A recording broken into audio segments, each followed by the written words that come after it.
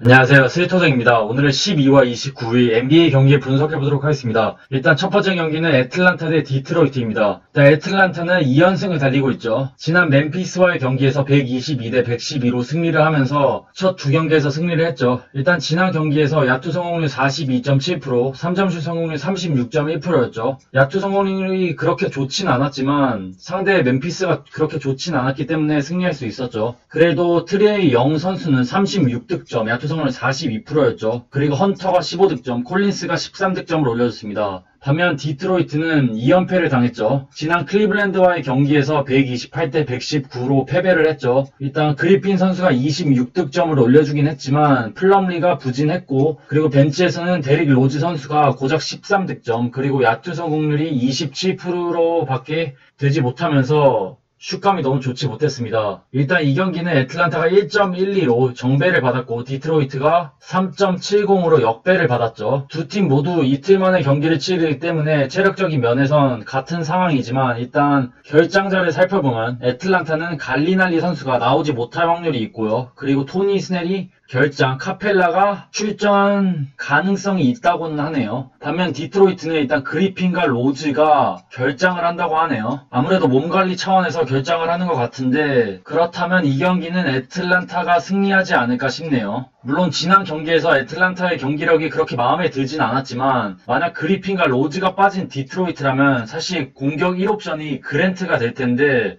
전력에서 많이 밀린다고 봅니다. 트레이 영과 매치업을 해야 하는 상황인데 득점 레이스에서 그래도 헌터, 콜린스, 트레이 영이 3인방이 있는 애틀란타가 훨씬 우위를 점하지 않을까 싶네요. 그래서 저라면 애틀란타 승, 애틀란타 핸디 9.5 승이 낫지 않을까 싶네요. 그 다음 경기는 브루클린 대 멤피스입니다. 일단 브루클린은 2승 1패죠. 일단 오늘 경기에서 샬럿에게 106대 104로 패배를 하면서 정말 충격적이었죠. 일단 브루클린은 오늘 경기에서 야투 성공률 42.7%를 기록하면서 조금은 애매했었죠. 일단 카이리 어빙 선수가 25득점, 59%를 기록하면서 맹활약을 해줬지만 일단 해리스가 부진했고 디니디 선수가 크게 부진했었죠. 그리고 무엇보다 벤치에서 이번에 들어온 샤메 선수가 무득점에 그쳤는데 이 3점 슈터가 3점슛 8개를 쏴서 0개를 성공시켰네요. 반면 멤피스는 지난 애틀란타와의 경기에서 패배를 했죠. 지금 2연패에 빠졌는데 일단 지난 경기에서 야투 성공률 39.8%, 그리고 3점슛 성공률이 30.2%였네요. 일단 자 모란트 선수가 28득점, 7어시스트를 기록하긴 했지만 일단 발란슈나스의 공격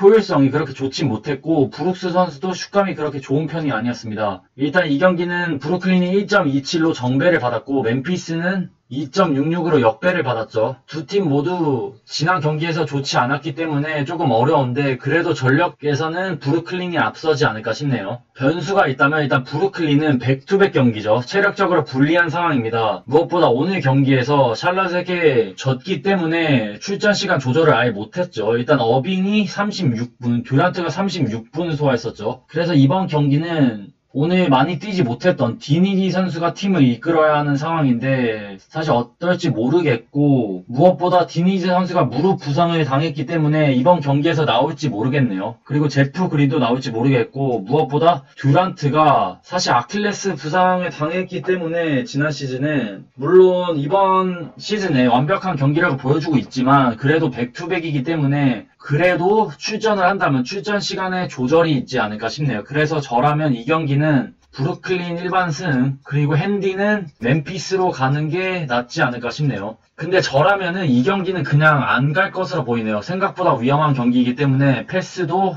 낫다고 봅니다. 그 다음 경기는 오클라호마 대 유타입니다. 일단 오클라호마는 지난 샬럿과의 경기에서 109대 107로 승리를 했죠. 야투 성공률이 그렇게 좋진 않았지만 일단 기저스 알렉산더 선수가 24득점을 올려줬었죠. 슛감이 그렇게 좋진 않았지만 그래도 공격 1옵션 역할을 확실히 해줬었죠. 그리고 무엇보다 조지 선수가 21득점, 야투 성공률 88.9%를 기록하면서 정말 미친 슛감을 보여줬었죠. 그리고 벤치에서도 무스칼라 선수가 14득점을 올려줬네요. 반면 유타는 지난 미네소타와의 경기에서 116대 111로 패배를 당했죠. 일단 유타는 지난 경기에서 야투 성공률 30%대를 기록하면서 슛감이 좋지 못했었죠. 특히 도너번 미첼 선수가 21득점을 올려주긴 했지만 야투 성공률 26.1%로 쓰레기였고요. 그리고 3점슛 9개를 시도해서 2개만에 넣었었죠. 그리고 보그다노비치도 9득점, 야투 성공률 18.8%로 정말 쓰레기였네요. 그리고 페이버스도 5득점에 그쳤고 잉글스도 10득점밖에 올리지 못했었죠. 그래도 전력에서 앞서는 유타이기 때문에 유타가 1.23으로 정배를 받았고 오클라호마가 2.86을 받았죠. 저라면 그래도 이번 경기는 유타가 승리하지 않을까 싶네요. 일단 이번에 들어온 오클라호마 센터 알 호포드가 일단 전혀 제 역할을 해주지 못하고 있죠. 지난 경기에서도 야투 성공률이 20%대를 기록하면서 매우 좋지 못했었죠. 하지만 호포드가 상대해야 할 선수는 고베어인데 물론 유타의 지난 경기력이 좋지 못했지만 고베어만큼은 확실했죠. 18득점 17리바운드 70%로 기록하면서 엄청난 더블더블을 기록했죠. 그래서 고베어를 중심으로 한 공격이 먹힐 것으로 보이기 때문에 유타가 일반승은 가져가지 않을까 싶네요. 그리고 핸디 기준점이 7.5라 조금은 애매한데 핸디도 유타 승이 낫지 않을까 싶네요. 왜냐면 일단 지난 경기에서 가장 잘해줬던 오클라호마 선수인 조지 선수가 사실 이렇게 공격적인 선수도 아니고 이렇게 슛감이 좋은 선수도 아니기 때문에 이번 경기에서는 확실히 지난 경기보다는 기복을 보일 것으로 보이고 반면 미첼 선수 그리고 보그다노비치는 조금 분발하여 좋은 경기력을 보여주지 않을까 싶네요. 그 다음 경기는 덴버 대 휴스턴입니다. 일단 덴버는 지난 LA 클리퍼스와의 경기에서 121대 108로 패배를 당하며 2연패에 빠졌습니다. 일단 지난 경기에서 야투 성공률 45.7%, 3점슛 성공률 30.6%로 그렇게 나쁘진 않았지만 일단 해리스 선수의 역할이 크게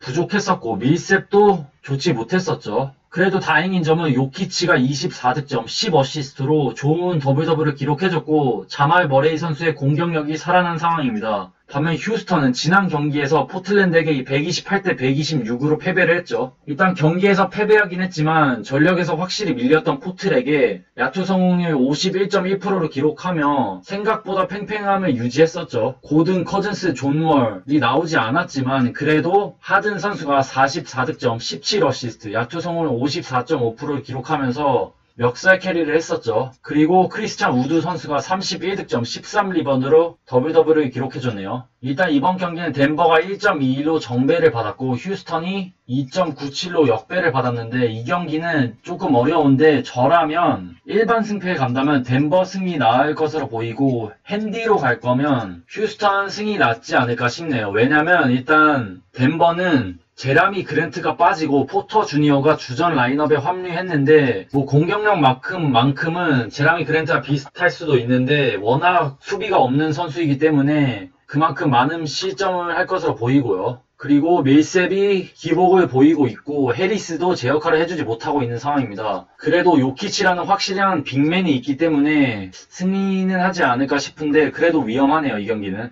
반면 휴스턴은 일단 고든, 커즌스, 존월, 맥레모어가 결장을 하는데 제임스 하든이 미쳤기 때문에 일단 슛감이 매우 좋고 컨디션이 좋기 때문에 PJ 터커, 다니엘 하우스, 크리스찬 우드 이 선수들 데리고 핸디 승은 하지 않을까 싶네요. 마지막 경기는 LA 레이커스 대 포틀랜드입니다. 일단 LA 레이커스는 지난 미네소타와의 경기에서 127대 91로 대승을 거뒀죠. 야투 성공률 55.5%를 기록했고 3점슛 성공률이 무려 37.1%였죠. 일단 르브론 선수가 18득점을 올려줬고 무엇보다 지난 경기의 승리의 주역은 쿠즈마였죠. 쿠즈마 선수가 20득점, 야투 성공률 66.7%를 기록했고 3점슛 4방을 성공시키면서 레이커스를 승리로 이끌었었죠. 그리고 레이커스에게 희소식이 있다면 마크 가솔이 완전히 살아났다는 것이죠. 경기력을 끌어올렸습니다. 지난 경기에서 12득점을 올려줬는데 이게 20분 만에 올린 기록이고 야투 성공률이 100%였습니다. 그리고 벤치 멤버들도 헤럴 그리고 카루소가 제 역할을 해주면서 대승을 거둘 수 있었죠. 반면 포틀랜드는 지난 휴스턴과의 경기에서 어렵게 승리를 따냈죠.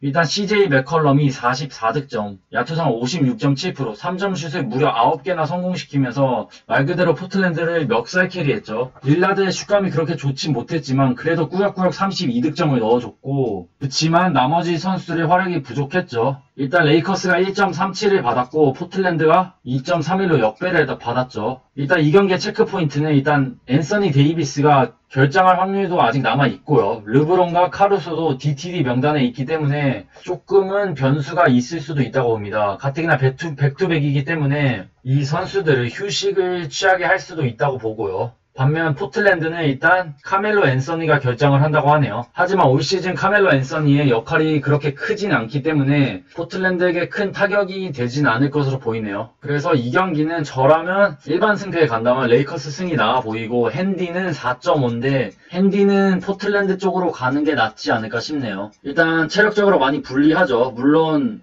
주요 선수들이 20분대밖에 뛰지 않았었죠. 지난 경기에서 가베지가 일찍 나왔기 때문에 출전 시간에 조절이 있긴 했지만 그래도 가솔과 슈레더 이 이적생들의 경기력이 많이 올라온 상황이고 최근 쿠즈마 그리고 헤럴 이 벤치 자원들의 역할도 나쁘지 않기 때문에 레이커스가 승리할 것으로 보이고 그래도 핸디승은 조금 위험하지 않을까 싶네요. 최근 CJ 맥컬럼의 컨디션도 좋고 체력적으로 유리하고 그리고 너키치, 코빙턴, 릴라드, CJ 맥컬럼 포틀랜드의 전력도 막강하고 밸런스도 나쁘지 않기 때문에 충분히 레이커스와 비빌 수 있다고 봅니다. 그럼 12와 29일 NBA 경기 분석해봤습니다. 사실 오늘 경기, 그저께 경기 최근 NBA 경기들이 조금 많이 어렵네요. 역배도 많이 터지고 있고 아직 초반이라 많이 조심스럽긴 한데 그래도 시청해주셔서 감사하고 잘 골라가시면 좋을 것 같습니다. 시청해주셔서 감사합니다. 건승 렛츠고!